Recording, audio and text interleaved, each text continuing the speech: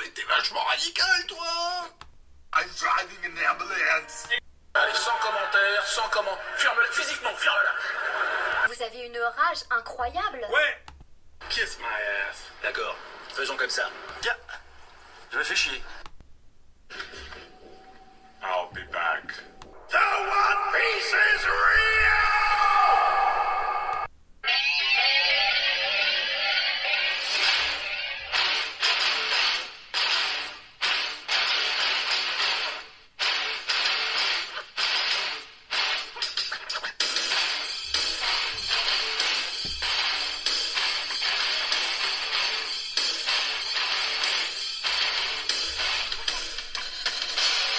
Et bonjour les loulous, est-ce que cette petite minute concoctée par mes soins vous a plu avec cette avalanche de mimes tout droit tirés de mon cerveau et récupérés à droite à gauche sur le net, difficilement monté, qui s'est terminé bien entendu par un petit hommage à notre cher Brock Lesnar qui semble-t-il a pris sa retraite ce soir lors de la fête du catch WrestleMania. Bien, nous sommes partis, aujourd'hui nous formons dans l'éducation nationale, et même au sein des familles de manière générale, des enfants qui ont peur de tout, qui ne se font pas confiance et qui par conséquent sont des enfants, des élèves à qui l'on ne peut pas faire confiance. Je suis retombé, je ne l'ai pas revu en entier, sur le film Les Choristes, on a plutôt des gamins mignons, hein, quoi que l'on puisse en penser, qui sont en fait simplement pleins d'énergie, brimés par, je sais même plus ce qu'il est exactement, mais par le directeur, et qui jouent à la guerre avec des bâtons. Imaginez aujourd'hui des enfants qui ont droit à des bâtons dans la cour de récréation. Ah, c'est le cas avec moi. Et oui.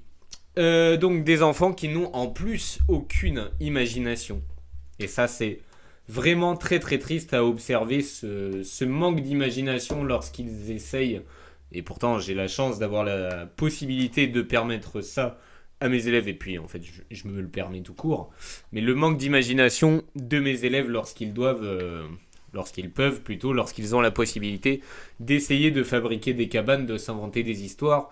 Il me semble évident que nous avions bien plus d'histoires à raconter et à nous raconter, même lorsqu'il s'agissait d'histoires à dormir debout.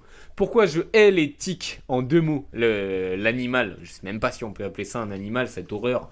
Donc en deux mots et pas l'éthique avec un L apostrophe et un H, puisque justement l'éthique du débat contradictoire, elle, je l'apprécie, je l'aime, et elle manque cruellement. Donc pourquoi la métaphore d'éthique, l'animal, est parfaite pour représenter certains individus, et je suis déjà gentil de les appeler individus, qui partagent la même nature humaine que nous, semble-t-il, même si parfois on peut se poser la question.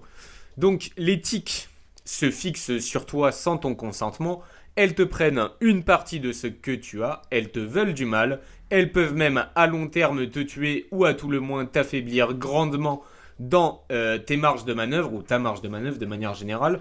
La métaphore me semble parfaite à filer avec certains de nos contemporains.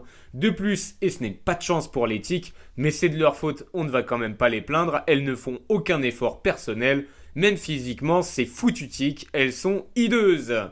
La République a décapité le roi, soi-disant pour se débarrasser des privilèges.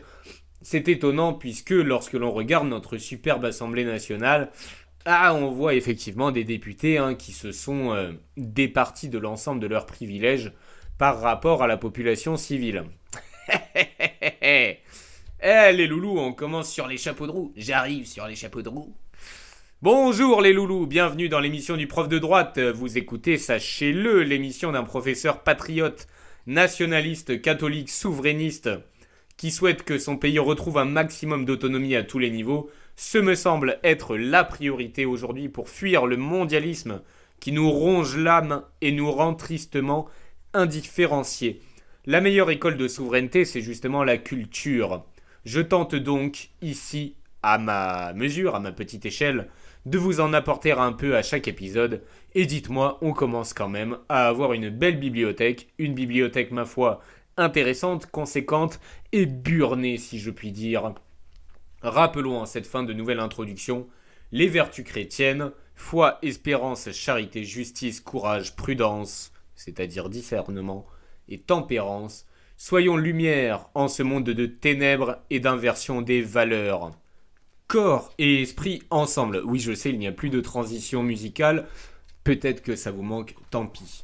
Corps et esprit donc. Allons-nous vers une unité perdue? Ou bien y sommes-nous déjà finalement?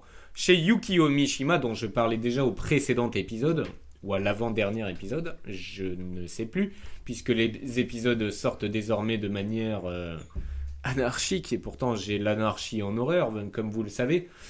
Donc, chez Yukio Mishima, comme chez Oscar Wilde, que nous allons étudier aussi, je ne vais pas vous dévoiler tout de suite le titre de l'œuvre, de l'ouvrage dont nous allons nous servir aujourd'hui, de ce cher monsieur Wilde, et non pas Man vs Wild, hein.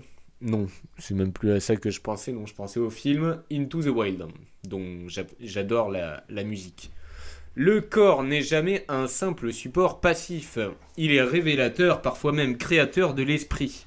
Pourtant, leurs œuvres, donc de Yukio Mishima et Oscar Wilde, dessinent deux trajectoires opposées. L'une cherche à réunifier corps et esprit dans une tension héroïque. L'autre met en scène leur divorce tragique. Mes excuses, je suis légèrement enrhumé. Que voulez-vous, on se remet plus ou moins... bien physiquement, je m'en suis très bien remis. Je me suis très bien remis du marathon de Paris.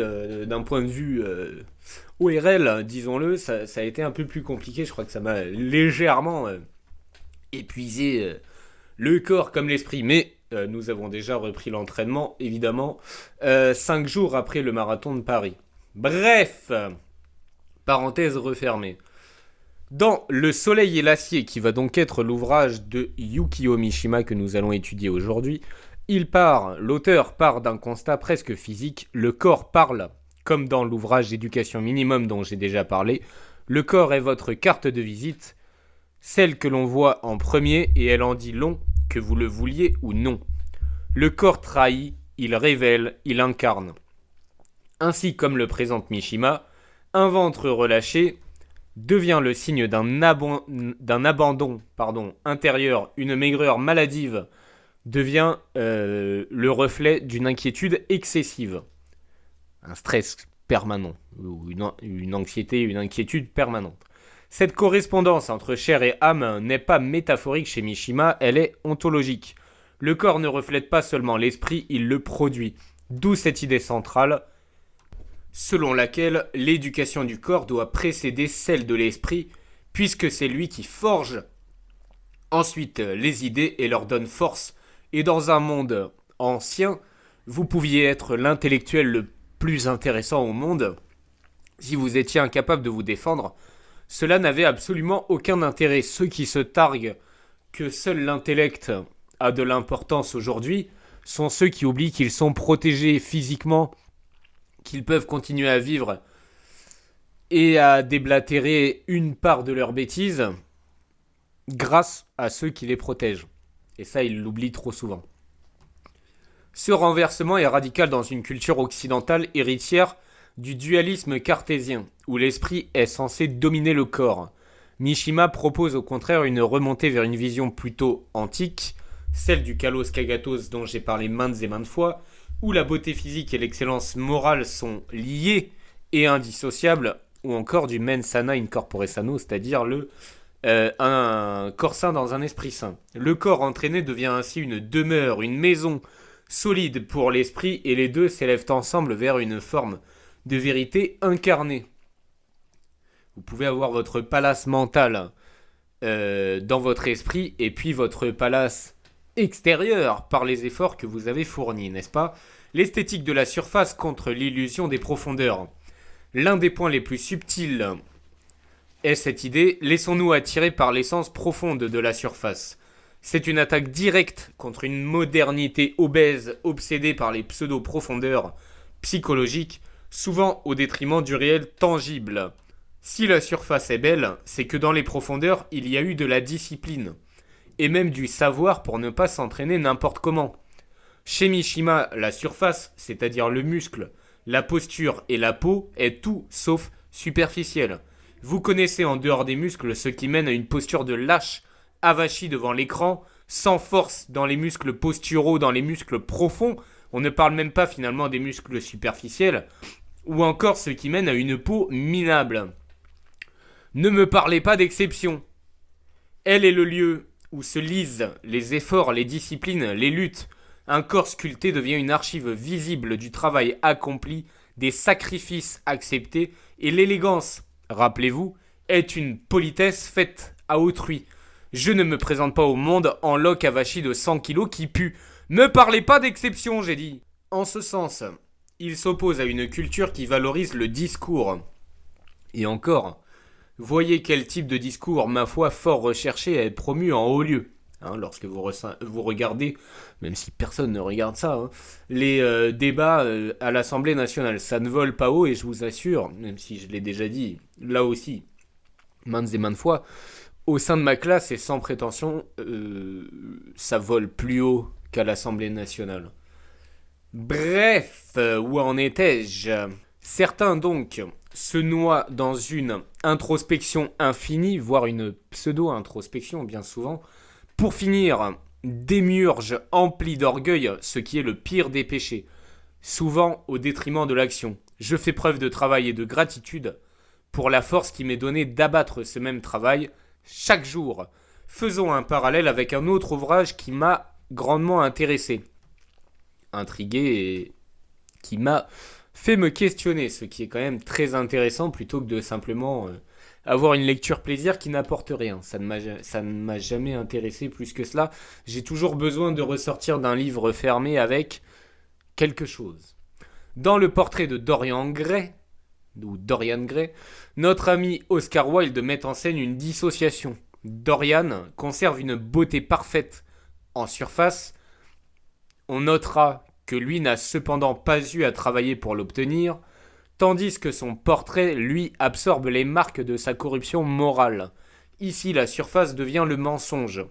La beauté n'est plus le reflet de l'âme, mais son camouflage. C'est précisément ce que Mishima refuse, une beauté sans effort, sans vérité, sans correspondance intérieure. Ainsi, là où Mishima veut réconcilier surface et profondeur, Wilde montre le danger d'une rupture entre les deux et le fait que oui, parfois les apparences sont trompeuses, certes, mais sans aller jusqu'à parler phrénologie, je dirais simplement comme mon grand-père que la première impression est souvent la bonne. Je pense que le temps marque sur notre corps, notre visage, nos actions, bonnes comme mauvaises, nos lâchetés envers le monde comme envers nous-mêmes. Regardez le visage de l'un de nos chers anciens ministres de l'Éducation nationale, accusé dans l'affaire du siècle et dans une autre affaire précédemment. S'il vous inspire la confiance de prime abord, t'es trompé, comme dirait l'autre. Discipline, souffrance et dépassement contre le nihilisme contemporain. J'insiste, comme Mishima, fortement sur la valeur de l'effort, de la souffrance et de la discipline. Pour l'esprit, par la lecture, le travail comme pour le corps, on ne profite en plus que mieux ensuite des temps de relâchement et de pause. Mishima rejoint ainsi une tradition anthropologique ancienne, les rites d'initiation à l'armée entre autres, mais même à l'école, aujourd'hui les profs, vous voulez trop être les potes de vos élèves, on n'est pas là pour ça. Souvent, marqué par la douleur, visait à transformer l'individu. La souffrance était une preuve, un passage, une élévation. On ne progresse pas sans effort, esprit comme corps pour progresser. Il faut se mettre de force au palier suivant, ce que l'on appelle dans le langage de l'éducation, entre autres, la zone proximale de développement. Mais en fait, on peut mettre ce principe-là absolument partout. Les sciences contemporaines confirment en partie cette intuition. L'exercice physique intense stimule non seulement le corps, les muscles, le système cardiovasculaire, mais également le cerveau. Neuroplasticité, production d'endorphines, amélioration même des fonctions cognitives. Le lien corps-esprit n'est pas qu'une intuition philosophique, il est biologiquement fondé. Les personnes sportives ont également moins tendance à la dépression, à l'anxiété et même au gauchisme. Et oui, Jamy, je dénonce encore et toujours l'inversion moderne. Valorisation de la passivité, suspicion envers la discipline, pathologisation de l'effort. Je vous ai déjà parlé d'un documentaire affligeant sur la bigorexie, la soi-disant addiction au sport, la soi-disant obsession du corps qui serait uniquement quelque chose de mauvais. Les attaques contre le masculinisme, extrêmement fortes, et je pense que cela veut dire beaucoup. Il y a ici encore, oui, une critique du nihilisme au sens nietzschéen, une perte de valeur structurante remplacée par une relativisation généralisée. Le beau devient subjectif et même le juste. Est-ce que je dois revenir sur ce que souhaitait à une époque Libération et Le Monde ? Là où l'idéal antique visait l'excellence, une partie de la modernité semble valoriser l'acceptation du médiocre, voire bien pire, sa célébration. J'en ai parlé également, comment elle s'appelle ? La grenouille Kermit, mise en position, comment elle appelle ça, l'autre chanteuse là, Nakamura, je sais plus, dans cette position-là donc, que vous retrouverez sur la place Vendôme. Attention toutefois, on va nuancer très légèrement cette critique. Certaines dérives existent, normalisation de comportements nocifs pour la santé, comme dire que les personnes en surpoids sont en meilleure santé que celles qui font du sport. C'est prendre les exceptions de la courbe de Gauss de manière bien étrange quand même que d'avoir des phrases pareilles. D'autres mouvements cherchent aussi à corriger des excès passés. Bref, la réalité est moins univoque qu'une simple inversion, même si, on le sait, on a tendance naturellement à noircir le tableau, plus encore aujourd'hui, prisonnier que vous êtes, des algorithmes de vos réseaux sociaux. Ce n'est pas mon cas, j'ai la chance d'être un amoureux des chiens et j'ai surtout poussé mon algorithme là-dedans. Beauté, objectivité, nature, la beauté n'est pas purement subjective. Sur ce point, il existe effectivement des bases scientifiques. Des études en psychologie évolutionniste montrent que certains critères, symétrie, proportion, signes de santé universels, sont justement universellement perçus comme attractifs dès les premiers âges de la vie, avant même l'arrivée du très très méchant patriarcat. La beauté possède des invariants biologiques, la nature possède ses règles, la nature a horreur du vide, et mes excuses, je m'excuse profondément de vous le dire, la nature est de droite. Et combien sont vides à l'intérieur mais pleins à l'extérieur ? Bah tout va bien. Tout va bien alors. Mishima s'inscrit clairement dans cette perspective. Un corps harmonieux est le signe d'une vitalité, donc d'une forme de vérité. Wilde, lui, joue avec cette idée. Dorian est objectivement beau, mais cette beauté devient immorale car elle est détachée de toute vérité intérieure. Je reviens sur ce que je disais tout à l'heure, elle est aussi détachée de tout effort fourni pour être une bonne personne. Sur le tableau, sa laideur morale est visible et seul le pacte avec le diable fait que le monde ne s'en aperçoit pas.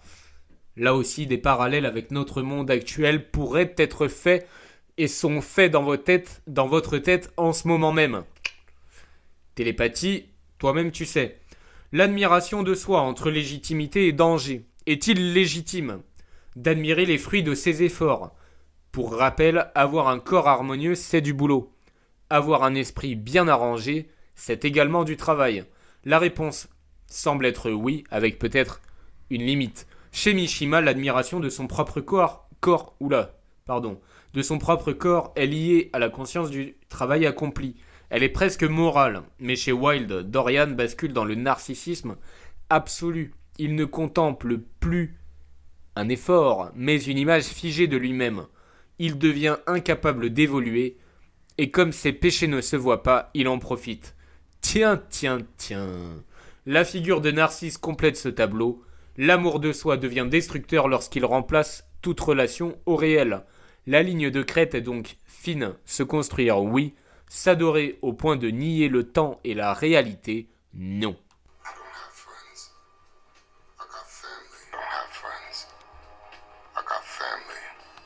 Point sur lequel je sais que je suis quelqu'un d'odieux.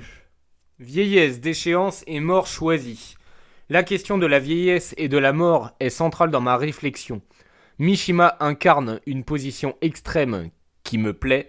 Refuser la déchéance, préférer une mort spectaculaire en étant encore dans la plénitude de ses forces, son geste final s'inscrit dans une logique esthétique et existentielle, vivre et mourir en beauté pour un idéal, ne pas finir décrépit dans un cercueil médicalisé, en ayant perdu la tête et en étant même plus capable de marcher pour faire ses besoins primaires par soi-même, être beau et harmonieux jusque dans le cercueil, et oui, c'est aussi dans l'ouvrage de Mishima. Cette idée rejoint l'idéal grec que j'évoque. Vivre beau, mourir beau. Mais cela pose une tension fondamentale. Faut-il lutter contre le vieillissement ou bien l'accepter ? Les recherches scientifiques montrent qu'il est possible de retarder significativement le déclin physique et cognitif. Je vous dis pas d'aller vous faire péter à 20 ans, d'accord ? Activité physique, alimentation, stimulation intellectuelle, donc effort et certainement pas laisser aller dans une population où une personne sur deux, ou presque, de mémoire le chiffre c'est 46% des adultes français qui sont en surpoids, ce n'est pas moi qui le dis mais l'assurance maladie. En ce sens, ne pas se laisser décrépir est une position rationnelle. Mais vouloir mourir au sommet pose une autre question, celle du sens de la durée, et également du sens de la mort que l'on peut se donner. Et comment se la donner ? Je parle pas de suicide, je parle de mourir en ayant vécu sa passion à fond, d'une manière ou d'une autre. La vieillesse peut aussi être un lieu de transformation, de transmission, d'approfondissement. Là, avec la famille, bien évidemment. D'où Monsieur Vin Diesel, bien entendu. Là encore, Mishima et Wilde offrent deux extrêmes. L'un refuse la déchéance, l'autre refuse le temps, et tous deux finissent dans une forme de tragédie. En conclusion, aujourd'hui les muscles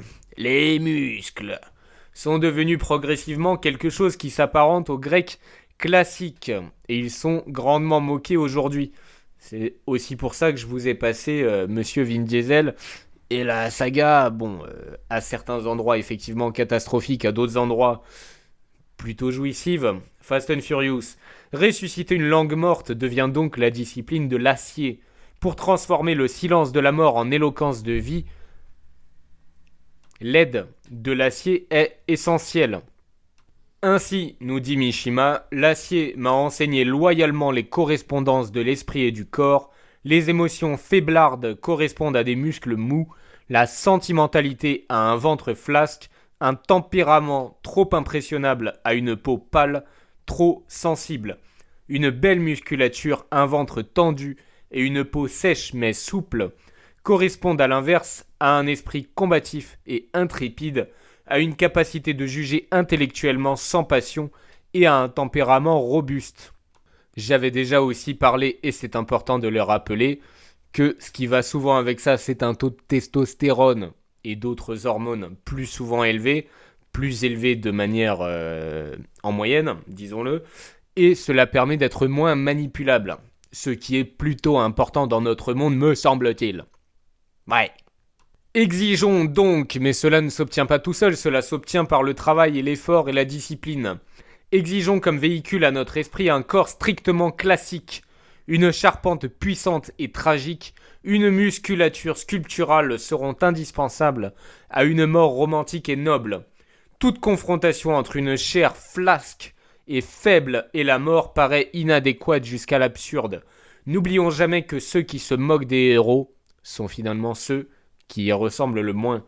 Les muscles acquièrent peu à peu des propriétés semblables à celles de l'acier.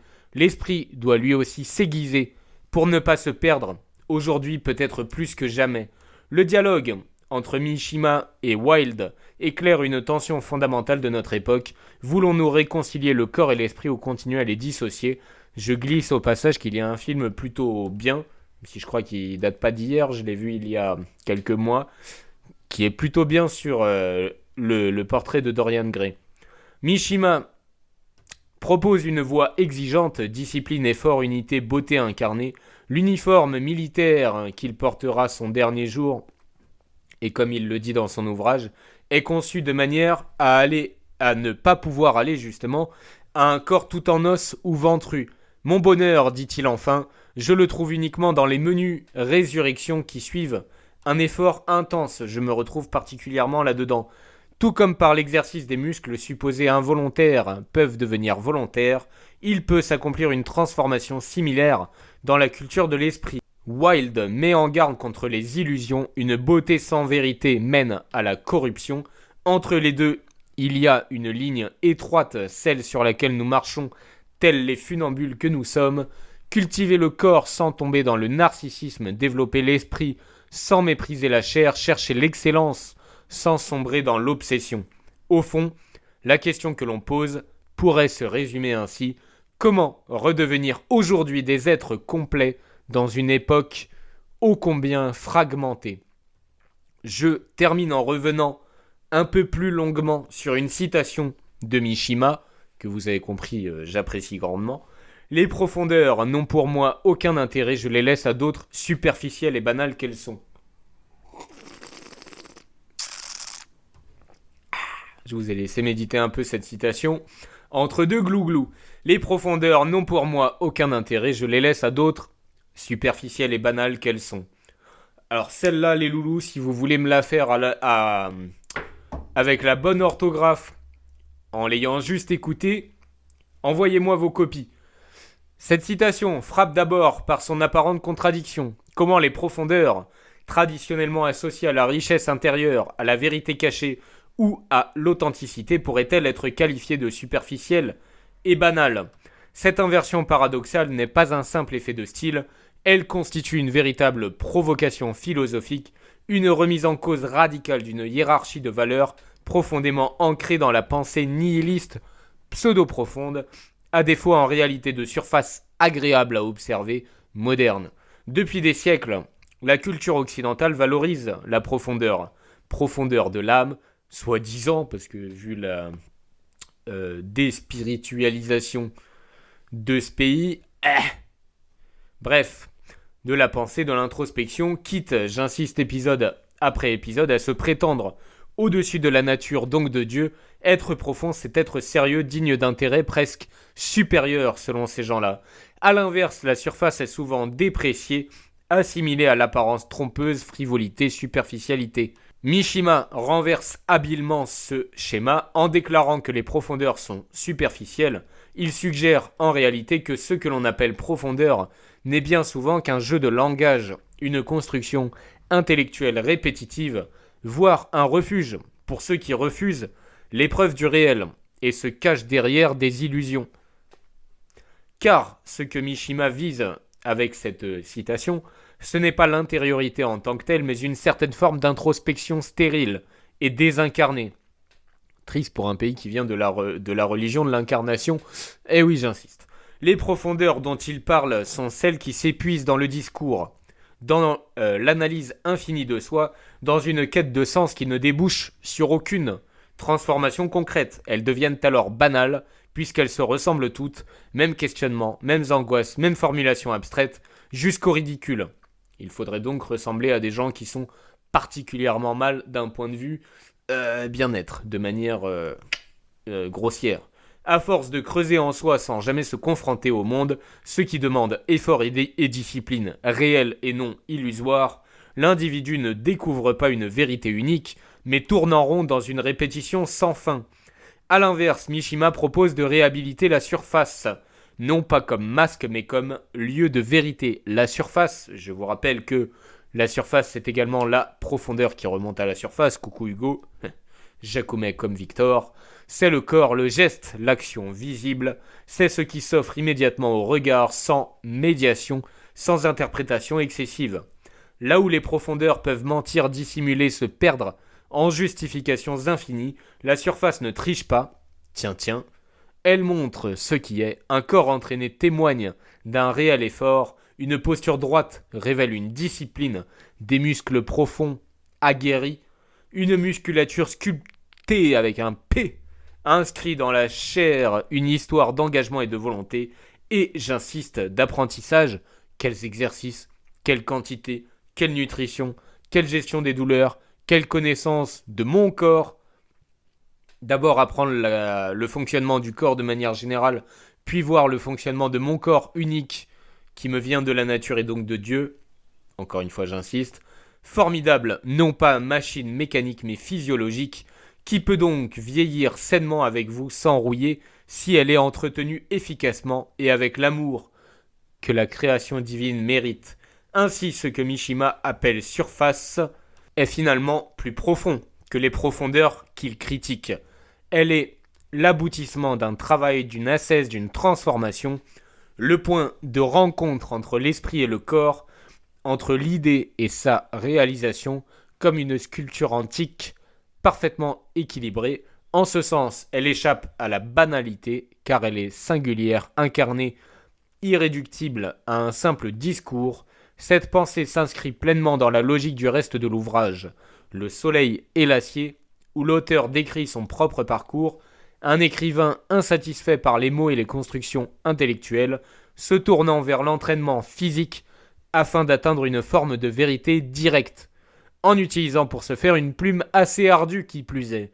Le corps devient alors un langage plus authentique que les idées, précisément parce qu'il engage l'être tout entier. En qualifiant les profondeurs de superficielles, Mishima dénonce donc une illusion moderne, celle qui consiste à croire que la vérité se trouve uniquement à l'intérieur, dans une intériorité abstraite. J'insiste encore, mais pour nos chers contemporains, bien souvent, pseudo-intériorité, j'insiste, mais c'est comme cela que ça rentre.